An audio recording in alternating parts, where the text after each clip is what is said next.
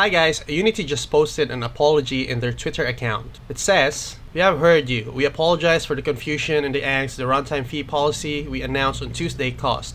We are listening, talking to our team members, community, customers, and partners, and we'll be making changes to the policy.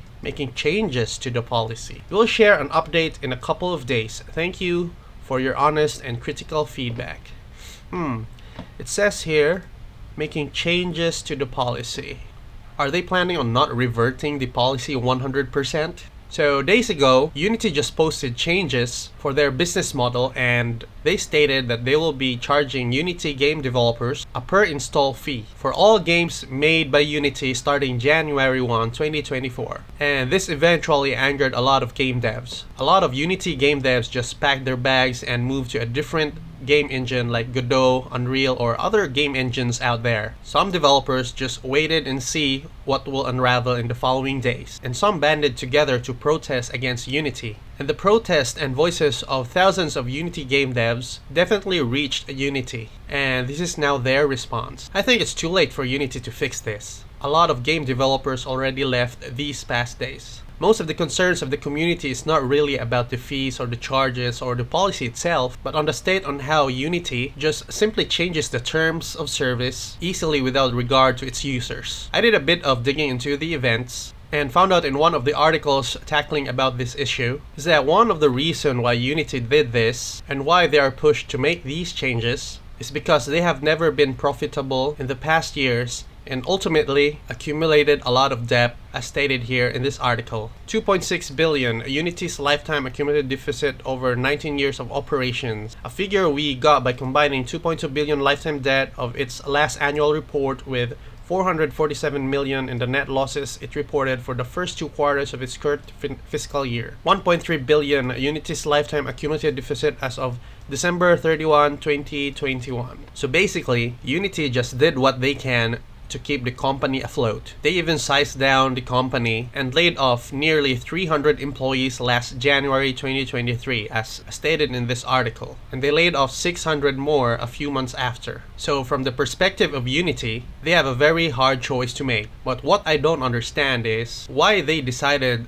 to use a model that charges per install. It's a model that's really hard to monitor both for the game developers and Unity itself. There are some rumors spreading on Reddit that one of the reasons why they push this policy is so that they can push mobile game developers, which are the most affected by this policy, switch to their ad provider ironSource, which is a merger company of Unity. Here's the post. ironSource is the reason. Haven't really seen this mentioned here yet. I work for a studio in the hyper-casual mobile games market. We were obviously quite concerned about the pricing announcement as it appears to specifically kill our business model. Our Unity rep is telling us, "No, don't worry. You will receive credits to cover 100% of installs because you use ironSource as ad provider," said the Unity rep. With that revelation, suddenly this all seems to make more sense. I don't think it's about generating revenue through the fees. It's about forcing all mobile studios that use Unity to use ironSource if they want to continue their business.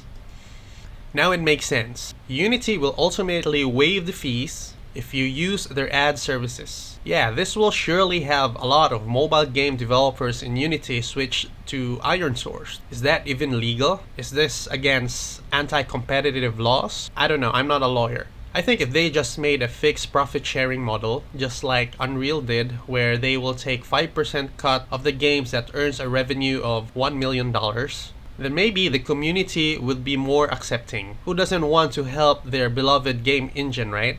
So we'll see in the next few days what Unity's response will be. As for our game Wisplight, I'll still be moving to Unreal Engine, not because of this issue, since I'm not really affected by the changes of the policy, or not because of all this drama happening, but because I think Unreal's nanite technology can really help my game Wisplight. Since in Unity, I've been struggling getting my optimizations right in my HDRP project, since my game has a very high graphics requirement, as you can see here. Maybe the issues with Unity is just a catalyst for me to see Unreal Engine's features. So far, with all the videos I've watched, it seems that Unreal Engine has a lot of features that is beneficial for our game Wisplight. Also, some of you guys in the comments ask, what if Unreal will do what Unity did. Yeah, that's a possibility. Anything can happen. But I think there's a slim chance of that happening, since Unreal Engine's cash flow doesn't solely rely on the game's engine's monetization plan. They have earnings from Epic Store. They also have Fortnite. I'm no expert, but I think they have so much cash flow to work with that they will not try to pull what Unity did. And also, after the results of what's happening now with Unity and its community, I think no game engine company will do what Unity did. So yeah, I'm not really worried at all.